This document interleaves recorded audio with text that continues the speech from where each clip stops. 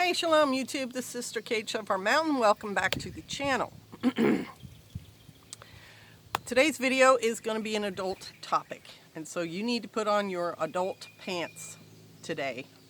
And the reason I'm going to get into this is as a warning to you all, but probably not so much personally you, because my audience tends to be older, but perhaps your children or your grandchildren. And it's a topic that's starting to come up more in the media and social media. And I'm going to give you a warning about it. And it's called polyamory. I read a magazine article recently about a Hollywood family, and the daughter of this family, who's, a young adult, is looking into this idea. It's not new. It's been around since ancient days. The Canaanites were people who... as part of their worship to their god, had temple prostitutes. And it's a Greek term, so obviously the Greeks had, some sort of knowledge of it. Polyamory is where someone has multiple partners. And I'm going to give you some reasons why this is a really bad idea for everyone in general because of STDs, but women specifically for more than one reason. So let's just get into it so we can do this thing quickly. I'll try to keep it succinct. God's plan for women, young women, is that they stay under their father's house, and he provides for them and protects them. And they stay there until they get married, and then they're under their husband's house, and he provides for them and protects them. That's called covered. She's covered if she's living with her husband. He's covering her. He's taking care of her, and he's protecting her. So God's idea for a woman is for her to never have to be out in the world fighting against the world, ever. And as we know, the world is a hostile place. It's a place where people are trying to get whatever they want and anything goes. And so many women who go out into the world become victimized in many, many different ways by the world. And so it's just Father's idea is to protect and provide for women. That's number one, and I think that's the best way for a woman to live. Another factor involved in if you were a polyamorous female is there's a lot of danger there. About 85% of domestic violence and abuse happens in a household where it's a single mom with a boyfriend and children from another man that boyfriend then abuses. That's a problem. And add on to that the fact that this is a very specific thing, so I'm not saying it's the majority of people, but in the life of a serial killer, many of them have moms who are either prostitutes or polyamorous, or women who have lots of partners.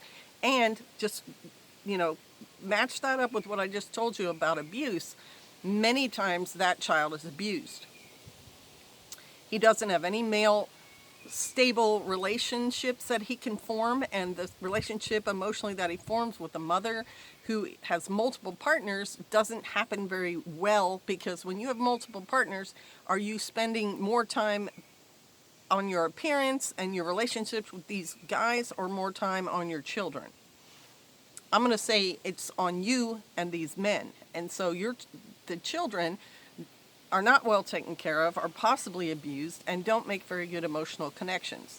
And some of those males who grow up, intelligent males who don't achieve much in life, then get really angry at the world and then start taking their revenge back on the people that they grew up with, their mother, or in some cases, the mother is a prostitute. In other cases, she's just a single mom or an unmarried woman. That's a factor. Another factor, which I mentioned at the beginning of the video, is when you're polyamorous, you have a much higher rate of getting an STD. And some STDs are healable. You take a antibiotic, but some of them aren't, and you will have that your entire life. And it can also affect your reproductive rate. How successful you are in trying to reproduce can be affected by STDs that you have. So those are the Lord and his way, abuse, serial killers, and your health. All of these things are factors when looking at a lifestyle like this. And I think it's part of the crazy modern thinking that feminist, it's every woman's right to do whatever she wants with herself and to sleep with whoever she wants to, and et cetera, et cetera, et cetera. Except that rhetoric is not based in the reality of what happens when you make these decisions in your life that aren't from God. When you choose God's way, your life is simpler. It's better. It's healthier. And one more factor I didn't talk about, but it's all rolled up because it all goes, all these things are affected.